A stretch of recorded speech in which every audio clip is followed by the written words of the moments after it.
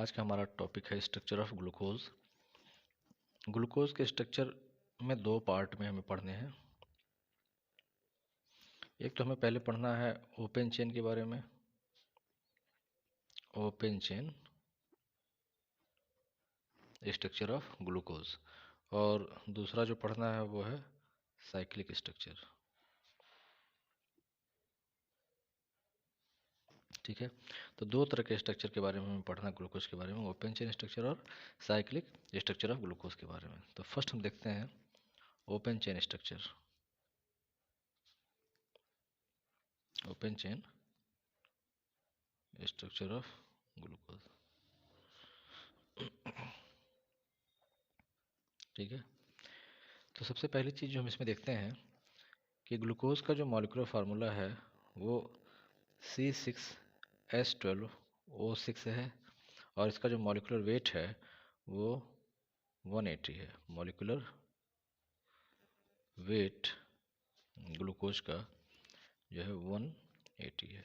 तो ये दो बातें यहाँ पर हमें सबसे पहले जो एलिमेंटल एनालिसिस और मॉलिक्यूलर वेट डिटर्मिनेशन के बेसिस पे हम ये कह सकते हैं कि ग्लूकोज का मॉलिक्यूलर फार्मूला है वो C6H12O6 है, और मॉलिक्यूलर वेट जो है वो 180 है। ग्लूकोज का जो ओपन चेन स्ट्रक्चर है ये प्रपोज्ड किया था, this structure was proposed by Baeyer. Baeyer ने इस स्ट्रक्चर को प्रपोज किया था, जिसका ओपन चेन स्ट्रक्चर है। ठीक है, तो हमने यहाँ देखा है कि ग्लूकोज में 6 कार्बन है, 6 ऑक्सीजन है एंड 12 हाइड्रोजन है। तो इनका क्या अरेंजमेंट है स्ट्रक्चर में, हमें इन 6 कार्बन, ऑक्सीजन और हाइड्रोजन का क्या अरेंजमेंट है हमें वही देखना है। तो सबसे पहली चीज़ जो हम यहाँ पढ़ेंगे वो पढ़ेंगे इसके फेवर में क्या एविडेंसेस हैं हमारे पास। Evidences in favour of open chain structure. Evidences in favour of open chain structure. Open chain structure के बारे में क्या एविडेंसेस हैं हमारे पास, तो हम इसको देखते हैं। हमारे पास 6 कार्बन एटम्स हैं, तो इन कार्बन एटम्स की क्या पोजीशन है, हमें ये जो एविडेंसेस देने हैं वो in the form of reactions देने हैं। तो कौन कौन से रिएक्शंस हैं और उनसे हमें क्या क्या इन्फॉर्मेशन मिल रही हैं। तो जैसे से फॉर एग्जांपल अगर हमने ग्लूकोज लिया और ग्लूकोज को हमने रिएक्शन कराना स्टार्ट किया, तो हमने दो तरह के रिड्यूसिंग एजेंट्स से ग्लूकोज को रिड्यूस कराया। से फॉर एग्जांपल हमने क्या किया, सोडियम अमलगम से ग्लूकोज को रिड्यूस कराया। तो सोडियम अमलगम से जब हमने ग्लूकोज को रिड्यूस कराया तो हमने यहाँ से सॉर्बिटॉल पाया, और हमने ग्लूकोज को रिड्यूस कराया P4+HI, रेड फास्फोरस और HI से हमने क्या किया, ग्लूकोज को रिड्यूस कराया। तो ये स्ट्रॉन्ग रिड्यूसिंग एजेंट की तरह बिहेव करता है और देता है N हेक्सेन। इन दोनों रिएक्शन से हमें ये क्लियर होगा, कंफर्म होगा कि जो ग्लूकोज है उसमें जो 6 कार्बन एटम्स हैं वो स्ट्रेट चेन में है ना, स्ट्रेट चेन में ये 6 कार्बन एटम्स जो हैं वो जुड़े हुए हैं। ठीक है, तो फर्स्ट थिंग हमें ये पता चल गई कि ग्लूकोज में जो 6 कार्बन एटम्स हमें दिखाई दे रहे हैं वो स्ट्रेट चेन में है, मीन्स 1 2 3 4 5 6। कैसे कि जो एन हेक्सेन है या सॉर्बिटॉल है, इनमें 6 कार्बन एटम्स जो हैं वो एक स्ट्रेट चेन में है। तो ये बताता है कि कहीं ना कहीं से ग्लूकोज भी स्ट्रेट चेन में होगा, तभी ऐसा पॉसिबल हुआ है। ठीक है, फिर इसके बाद देखते हैं यानी कि उसके बाद फिर जो ये ऑक्सीजन एटम्स हैं वो किस फॉर्म में हैं। तो प्रैक्टिकली ये देखते हैं कि ग्लूकोज में जो फंक्शनल ग्रुप है वो कार्बोनिल ग्रुप है। ग्लूकोज में जो है कार्बोनिल ग्रुप प्रेजेंट है। कार्बोनिल ग्रुप कैसे प्रेजेंट है ये बताने के लिए हमने यहाँ पे क्या करना है, ये कुछ रिएक्शंस का सहारा लेंगे। जैसे कि सभी एल्डिहाइड और कीटोन्स या कार्बोनिल कंपाउंड्स कह सकते हैं, सभी कार्बोनिल कंपाउंड्स जो हैं वो क्या करेंगे, हाइड्रोक्सिलेमीन NH2OH के साथ में रिएक्शन देंगे और सभी ऑक्साइम का फॉर्मेशन करते हैं। और सभी कार्बोनिल कंपाउंड जो हैं वो हाइड्रोजन के साथ रिएक्शन करके हाइड्रोजन बनाते हैं। और इन द सेम वे सभी कार्बोनिल कंपाउंड जो हैं वो HCN के साथ एडिशन रिएक्शन देते हैं और साइनोहाइड्रिन बनाते हैं। तो ये तीनों ही रिएक्शन ये बताते हैं कि ग्लूकोज में जो है फंक्शनल ग्रुप वो क्या है, एक कार्बोनिल ग्रुप है। अब वो कार्बोनिल ग्रुप एल्डिहाइड भी हो सकता है और कीटोन भी हो सकता है। तो इसके लिए क्या करते हैं, हम ग्लूकोज का ऑक्सीडेशन कराते हैं with mild oxidising agent bromine water से कराते हैं। ब्रोमीन वाटर से ग्लूकोज का ऑक्सीडेशन होता है और मिलता है ग्लूकोनिक एसिड। ग्लूकोनिक एसिड जो कि एक कैरेक्टरिस्टिक रिएक्शन है एल्डिहाइड का कार्बोक्सिलिक एसिड में कन्वर्जन के लिए। कोई भी एल्डिहाइड है उसको माइल्ड ऑक्सीडाइजिंग एजेंट से जब हम ऑक्सीडाइज कराते हैं तो वो कार्बोक्सिलिक एसिड में कन्वर्ट हो जाता है। तो ये बताता है कि जो हमारा फंक्शनल ग्रुप है, जो कार्बोनिल ग्रुप है, वो कुछ और नहीं बल्कि क्या है, एल्डिहाइड है, दैट मीन्स CHO है। यहाँ तक हमें बात समझ में आती है।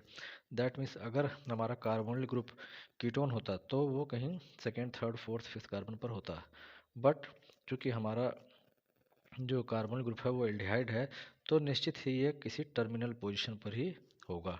ठीक है, तो मान लिया हमने ये टर्मिनल पोजीशन हमने ये ले लिया CHO के लिए। ठीक है, इसके बाद हमने रिएक्शन कराना है PCl5 के साथ। PCl5 के साथ जब रिएक्शन कराते हैं तो यहाँ हमें मिलता है फास्फोरस पेंटाक्लोराइड। ये रिएक्शन जो है बताता है कि ग्लूकोज में 5 OH ग्रुप्स हैं, है ना, यानी कि 1 2 3 4 5। With the help of stereochemistry ये डिस्कस किया जा सकता है कि जो ग्लूकोज में थर्ड कार्बन है उसमें OH ग्रुप जो है वो लेफ्ट हैंड साइड में होता है, बाकी सारे OH ग्रुप जो होते हैं वो राइट हैंड साइड में होते हैं। बट हमें यहाँ पर वो डिस्कस नहीं करना है, ये हमें जान लेना है फिलहाल कि जो थर्ड पोजीशन है उस पर OH ग्रुप जो है वो लेफ्ट हैंड साइड में होगा, बाकी सब जगह पे OH राइट हैंड साइड में होगा। ठीक है, तो ये एक चीज़ ये होती है कि ग्लूकोज में 5 OH ग्रुप्स हैं।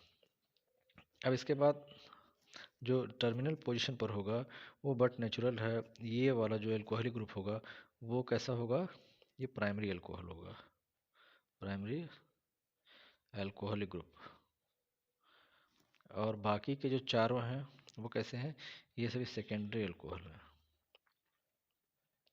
ठीक है, और बाकी वैलेंसी कंप्लीट करने के लिए सभी जगह पे आप हाइड्रोजन दे सकते हैं। तो ये स्ट्रक्चर अपने आप कंप्लीट हो जाता है। तो ये है ओपन चेन स्ट्रक्चर ऑफ हमें ग्लूकोज मिलता है। तो बात आती है कि ग्लूकोज में एक प्राइमरी अल्कोहल ग्रुप है और 4 सेकेंडरी अल्कोहल ग्रुप हैं। तो प्राइमरी अल्कोहलिक ग्रुप का पता कैसे लगाएंगे, तो फिर क्या करते हैं, ग्लूकोज का ऑक्सीडेशन कराते हैं एक strong oxidising agent means concentrate HNO3 से। इसका जब ऑक्सीडेशन कराते हैं तो ग्लूकोज जो है ये हमें देता है सैक्रिक एसिड, ग्लूकोज देता है सैक्रिक एसिड देता है ना। तो ग्लूकोज जो है स्ट्रॉन्ग ऑक्सीडाइजिंग एजेंट के प्रेजेंस में मीन्स कॉन्सेंट्रेट नाइट्रिक एसिड के साथ जो इसका ऑक्सीडेशन कराते हैं तो ग्लूकोज जो है वो सैक्रिक एसिड देता है। सैक्रिक एसिड मीन्स अगर हमने क्या कराया है, अगर हमने माइल्ड ऑक्सीडाइजिंग एजेंट से ऑक्सीडाइज कराया है तो ग्लूकोनिक एसिड मिलता है। ग्लूकोनिक एसिड में सीधे सीधे क्या हुआ है कि जो ग्लूकोज का CHO ग्रुप है वो COOH में कन्वर्ट हो जाएगा, बाकी स्ट्रक्चर सारा यही रहेगा, लेकिन ग्लूकोज का जो फर्स्ट कार्बन है जो CHO ग्रुप है वो COOH में कन्वर्ट हो जाएगा, तो ये ग्लूकोनिक एसिड हो जाएगा। बट स्ट्रॉन्ग ऑक्सीडाइजिंग एजेंट क्या करता है, प्राइमरी एल्कोहलिक ग्रुप को भी COOH में कन्वर्ट करता है, तो यहाँ दोनों जगह पर COOH हो जाता है। तो ये जो कंपाउंड होता है वही क्या है, सैक्रिक एसिड है। तो सैक्रिक एसिड में कन्वर्जन ये बताता है कि जो ग्लूकोज में एक क्या है, प्राइमरी एल्कोहलिक ग्रुप है, प्राइमरी एल्कोहलिक ग्रुप है। और अगर कंपाउंड में प्राइमरी एल्कोहलिक ग्रुप है तो निश्चित ही वो भी कहाँ पे होगा, वो भी टर्मिनल पोजीशन पर ही होगा। ठीक है, तो इतनी बातें हैं, यानी कि ग्लूकोज का जो ओपन चेन स्ट्रक्चर है उसके लिए जो एविडेंसेस हैं उनमें हमें इतने रिएक्शंस को डिस्कस करना पड़ेगा। ठीक है, तो अपने आप ये बात जो है क्लियर हो जाती है कि हमें स्ट्रक्चर कैसा मिलने वाला है। ठीक है, एक बार हम इसका रिवीजन कर लेते हैं कि स्ट्रक्चर ऑफ ग्लूकोज में 2 स्ट्रक्चर पढ़ने हैं, ओपन चेन स्ट्रक्चर और साइक्लिक स्ट्रक्चर पढ़ना है। Open chain structure of glucose को प्रपोज किया था किसने, बेयर ने किया था। एलिमेंटल एनालिसिस और मॉलिक्यूलर वेट डिटर्मिनेशन के बेसिस पे ग्लूकोज का जो मॉलिक्यूलर फार्मूला है वो C6H12O6 है और मॉलिक्यूलर वेट इसका 180 है। Evidences in favour of open chain structure हमारे एग्जाम में बहुत आता है ये, इसलिए हमें इसको सावधानीपूर्वक समझ लेना है। बाकी ये इन रिएक्शंस के लिए हमें ये समरी जो है याद रखनी होगी कि हमें कौन कौन से रिएक्शन बताने हैं। तो 2 रिडक्शन के रिएक्शन बताने हैं दो ऑक्सीडेशन के रिएक्शन बताने हैं, ठीक, और कंडेंसेशन के रिएक्शन बताना है, एक एडिशन के रिएक्शन बताना है और एक PCl5 के साथ रिएक्शन बताना है। तो इतने रिएक्शंस हमें बताने हैं और इन रिएक्शंस की समरी हमने ऐसे बना दी है। तो हमें इसको याद रखना है और इसी के बेसिस पे हमें इन सारे रिएक्शंस को इसी सीक्वेंस में लिख डालना है। तो हमें एग्जाम में ये शॉर्ट समरी नहीं लिखनी है बल्कि रिएक्शंस लिखने हैं, ठीक है। तो हम ग्लूकोज का रिएक्शन सोडियम अमलगम के साथ दिखाएंगे तो क्या बनेगा, सॉर्बिटॉल बनेगा, और P4 और HI से कराएंगे तो एनहेक्सेन बनेगा। दोनों ही रिडक्शन के रिएक्शन है और इन दोनों से ही कंफर्म होता है कि ग्लूकोज में जो 6 कार्बन एटम्स है वो स्ट्रेट चेन के फॉर्म में अरेंज है। हाइड्रोक्सिलेमिन और हाइड्रोजीन से रिएक्शन होता है तो हाइड्रोक्सिलेमिन से रिएक्शन होने पर ऑक्साइम का फॉर्मेशन होता है और हाइड्रोजीन से रिएक्शन होने पर हाइड्रोजन का फॉर्मेशन होता है और एसियन से रिएक्शन होने पर एडिशन रिएक्शन होता है, साइनोहाइड्रिन बनता है। ये तीनों ही रिएक्शन बताते हैं कि ग्लूकोज में एक कार्बोनिल ग्रुप है। अब वो कार्बोनिल ग्रुप जो है वो एल्डिहाइड है, ये कैसे पता चलता है, तो ग्लूकोज का माइल्ड ऑक्सीडाइजिंग एजेंट से ऑक्सीडेशन कराते हैं, ग्लूकोज ग्लूकोनिक एसिड में कन्वर्ट होता है जो कि एक कैरेक्टरिस्टिक रिएक्शन है किसी एल्डिहाइड का कार्बोक्सिलिक एसिड में बदलना। फिर हम इसका रिएक्शन एक स्ट्रॉन्ग ऑक्सीडाइजिंग एजेंट से कराते हैं तो इससे सैकरिक एसिड मिलता है जो ये बताता है कि ग्लूकोज में एक प्राइमरी अल्कोहलिक ग्रुप है जो कि टर्मिनल पोजीशन पर है। ग्लूकोज में 5 OH ग्रुप्स हैं, ग्लूकोज में एक रिएक्शन PCl5 से अगर आप करके दिखा देते हैं तो इससे यह बात क्लियर हो जाती है कि ग्लूकोज में 5 OH ग्रुप्स भी प्रेजेंट है। PCl5 की जगह पे आप एसिटिक एनहाइड्राइड या एसिटिल क्लोराइड से भी रिएक्शन दिखा सकते हैं। तो एटलीस्ट हमें इतने रिएक्शन को दिखाना होगा कब, जब हमसे पूछा जाएगा evidences in favour of open chain structure बताइए, ठीक है। कुछ रिएक्शन और भी हैं जो ग्लूकोज को देने चाहिए एज एक्सपेक्टेड है बट ग्लूकोज उन रिएक्शंस को नहीं देता है। तो कहीं ना कहीं से ये एक बात निकल करके आती है कि ग्लूकोज का ये जो ओपन चेन स्ट्रक्चर है उसमें ये एल्डिहाइड ट्रू एल्डिहाइड है या नहीं है, या इस तरह की बातें कुछ निकल करके आती हैं। तो यहाँ से फर्दर जब एनालाइज किया गया तो पाया गया कि ग्लूकोज का स्ट्रक्चर ओपन चेन स्ट्रक्चर तो है ही, साथ में ये साइक्लिक फॉर्म में भी एग्जिस्ट करता है। तो ये कैसे करता है, तो इसके लिए यानी कि कुछ रिएक्शंस हैं जो हम ग्लूकोज के ओपन चेन स्ट्रक्चर से उसको इलस्ट्रेट नहीं कर सकते। तो हम आगे पढ़ेंगे evidences against open chain structure देखेंगे, है ना, कि कौन कौन से एविडेंस हैं जो ओपन चेन स्ट्रक्चर के अगेंस्ट भी जा रहे हैं, ठीक है। और उसके बाद से फिर हम देखेंगे साइक्लिक स्ट्रक्चर को, ठीक है। तो इन रिएक्शंस को कैसे लिखना है इसको हम आगे लिख के आपको वो दिखा देते हैं। इसको आप अपनी नोट्स में नोट डाउन कर लीजिएगा।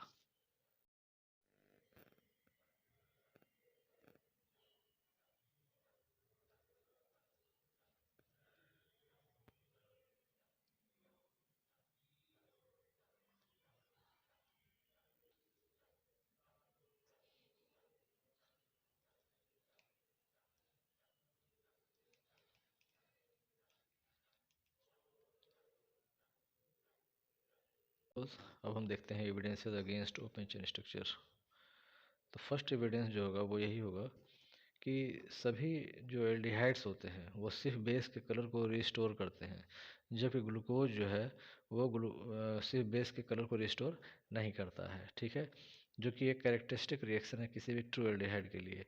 तो glucose does not restore the colour of सिर्फ बेस, जो कि ये बताता है कि ग्लूकोज में जो एल्डिहाइड ग्रुप है इसका मतलब कि वो एक ट्रू एल्डिहाइड ग्रुप नहीं है, ठीक है। तो glucose does not restore the color of 6 base, that is a characteristic reaction of all true aldehydes. That means glucose does not contain a true aldehyde group here, है ना। इसी तरह से ग्लूकोज जो है वो एडिशन रिएक्शन सोडियम बाइसल्फाइड के साथ नहीं देता है, जो कि कैरेक्टरिस्टिक रिएक्शन है किसी भी एल्डिहाइड के लिए, है ना। तो ये भी इंडिकेट करता है कि ग्लूकोज में जो CHO ग्रुप है वो ट्रू CHO ग्रुप नहीं है। Glucose does not give addition reaction with sodium bisulfite. It is also due to absence of true aldehydic group. When glucose react with methyl alcohol in presence of dry acyl gas, two types of glucosides, namely alpha methyl D-glucoside and beta methyl D-glucoside is obtained. This reaction indicates that the structure of glucose is not open chain, है ना। तो जब glucose का reaction कराते हैं methyl alcohol के साथ die HCl के प्रेजेंस में, तो जो हमें मिलता है प्रोडक्ट के फॉर्म में alpha methyl D glucoside and beta methyl D glucoside. दोनों में डिफरेंस केवल इतना है कि OCH3 ग्रुप इधर राइट में है और यहाँ पर OCH3 ग्रुप लेफ्ट साइड में है, ठीक है। तो ये प्रोडक्ट जो है साइक्लिक कंपाउंड है जो ये इंडिकेट कर रहा है कि हो ना हो ग्लूकोज भी क्या होगा, साइक्लिक होगा, तभी ऐसा पॉसिबल होगा है। ठीक है। इन द सेम वे जो चौथा एविडेंस है अगेंस्ट ओपन चेन स्ट्रक्चर वो ये है कि glucose represent mutarotation. Glucose represent mutarotation एक बहुत ही इम्पॉर्टेंट फिनोमिनन है ग्लूकोज का, है ना। तो ग्लूकोज रिप्रेजेंट्स म्यूटर रोटेशन, ये फिनोमिनन शो करना ही अपने आप में ये इंडिकेट करता है कि this is also against open chain structure.